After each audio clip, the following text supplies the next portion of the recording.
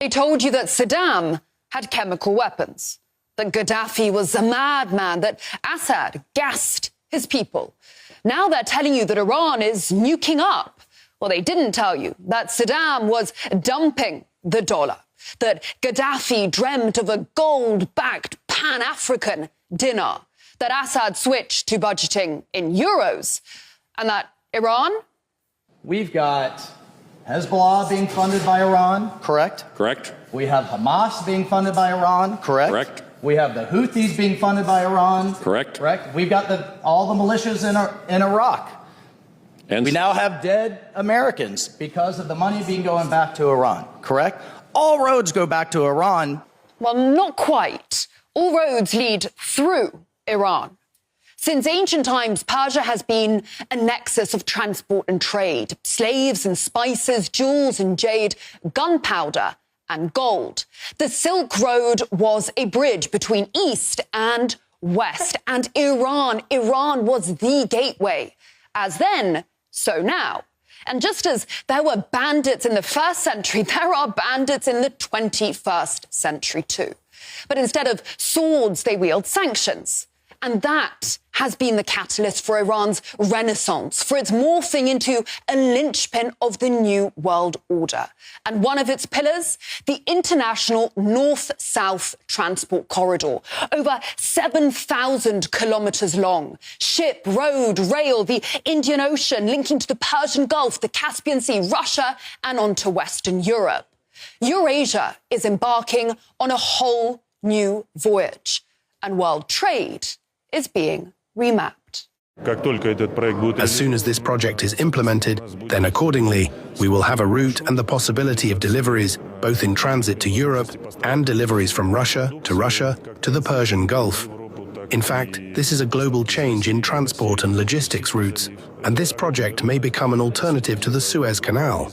40% shorter and 30% cheaper than that man-made waterway through which more than $1 trillion in goods transit annually. And the first stop, the port at Bandar Abbas. Then the train north to Bapsk, then on to Tehran, and then anywhere.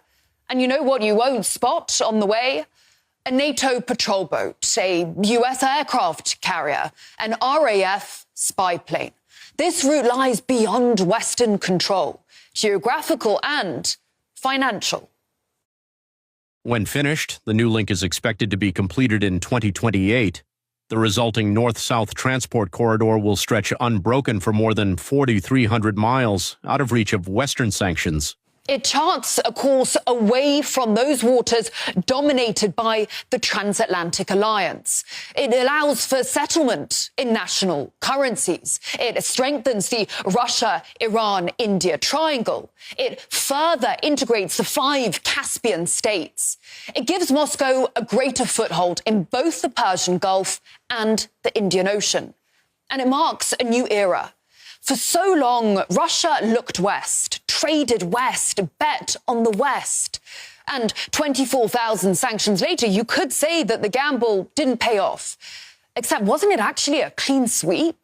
Because the West has waned, and other stars have risen and will stay high precisely because of projects like these. BRICS countries are a driving force of worldwide economic growth. In the foreseeable future, BRICS alone will contribute the bulk of the global GDP increment.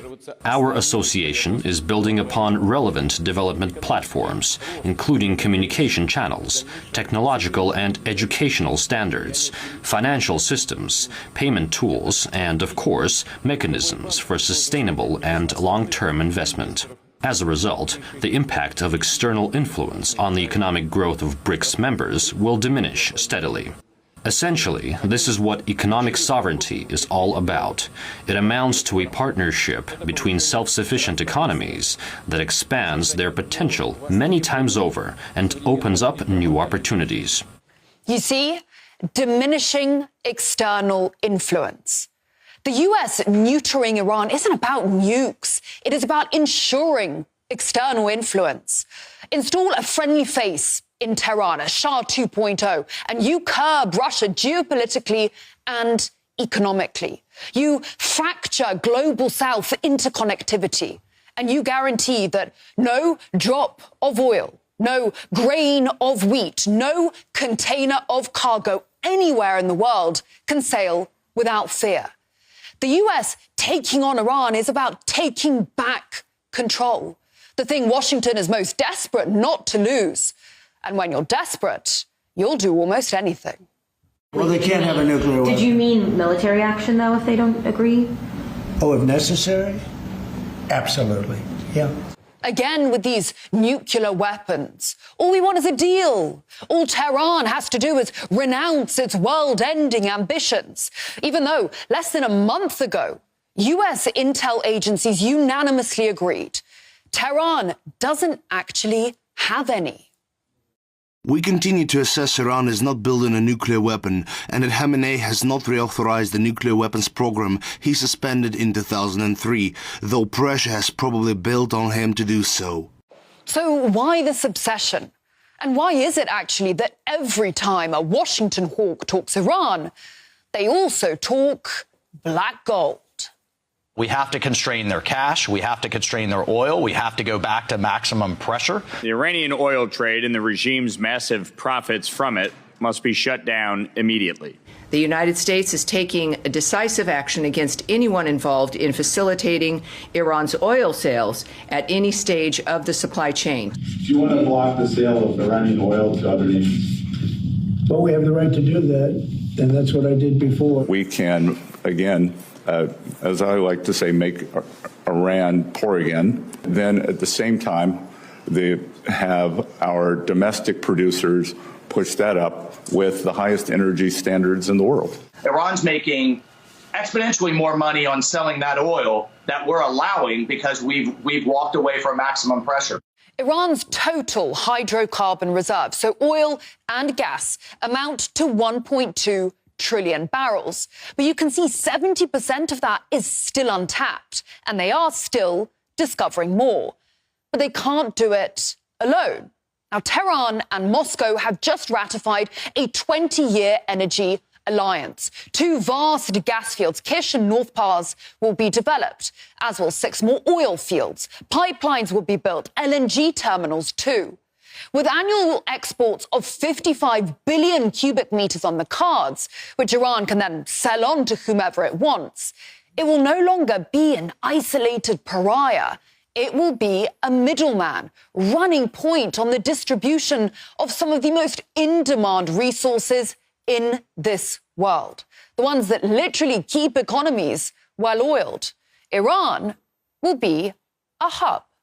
Iran has the most reliable, safest, and most economical transit or swap route for crude oil, natural gas, and petrochemical products to Afghanistan, Pakistan, and the Indian subcontinent in the east, and Turkey and Iraq in the west, and to the international markets of the Persian Gulf countries. And are they going to be trading in the greenback? Well, I doubt it. Iran currently sells around 90% of its oil to China, and it gets paid in renminbi. 96% of Iranian-Russian trade happens in either the ruble or the rial. And around a fifth of global oil trade now happens without a single dollar bill swapping hands. Now, 2 giants are pooling resources and tapping the untapped. And you don't think that will shift the balance of power in the global market? You don't think the US is terrified about losing the authority to dictate whom energy is sold to and on what terms? We all saw the terror around Nord Stream 2. This is the same threat, but bigger. And it's bigger because of the precedent it could set. If they can do this with oil and gas, then why not wheat? Why not coal or minerals? It's got it all and is finding yet more. A whole other platform for commodities trading is being sketched out right now, and Iran is a key architect of it. But it's not the only one. And here is where we get to what all this is actually about. And it ain't Iran. Remember what I showed you at the start, Mike Waltz? Well, I wasn't totally honest with you. I might have edited it a little because I wanted you to see the small picture before I showed you the big picture. All roads go back to Iran, but really, it's Chinese money that is fueling Iran, that is fueling terrorism. You see, the Islamic Republic is a bit of a jewel for the People's Republic. And in part, that is because of location, location, location. To its north, the Caucasus. To its east, Central Asia. To its south and west, the Middle East. It sits at the crossroads to everywhere. So little wonder it's a part of the Belt and Road family. Iran lies along the southern corridor, which runs from Xinjiang through 7 Central Asian countries to the Persian Gulf. It is the safest and shortest land corridor for Chinese goods to reach Europe. And it opens the door for Beijing politically and economically. In fact, Iran is facilitating Biden's worst nightmare. Let me state clearly that the United States is going to remain an active, engaged partner in the Middle East. We will not walk away and leave a vacuum to be filled by China, Russia, or Iran. But this isn't just about enhancing Beijing's clout in the Middle East at a time when U.S. credibility is at an all-time low. China's meteoric rise is thanks to what? Industrialization. Its industrialization is thanks to what? Energy. What kind of energy? Old school fossil fuel energy. Since the 90s, more than 50% of China's oil imports have come from the Arabian Peninsula. But there's a catch. The majority of oil-producing nations there are close allies of America, an increasingly hostile and belligerent America. To the Chinese Communist Party, you either change or there will be consequences coming from the Trump administration and the Congress. It's time for us to go on the offensive and abandon illusions about what kind of adversary we're faced. This is not a managed competition. This is a competition we must win.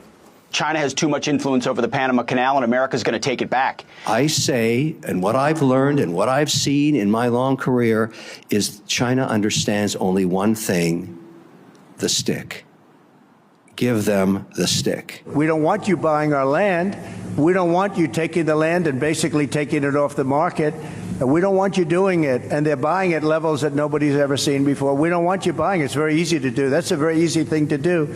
But it's causing a lot of disruption, and that's what they want to do. If we don't change course, we are going to live in a world where much of what matters to us on a daily basis, from our security to our health, will be dependent on whether the Chinese allow us to have it or not. That's an unacceptable outcome.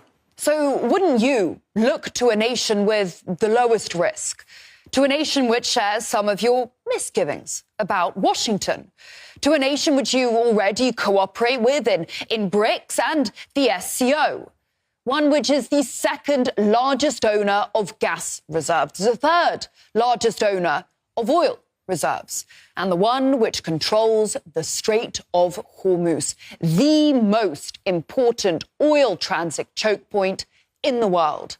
The one who understands that your energy security is your economic survival. I think you would. China and Iran are not necessarily allies, but they are strategic partners. Theirs is a perfect marriage of geopolitical imperative and economic necessity. So, no, long story short, it's not about Iran.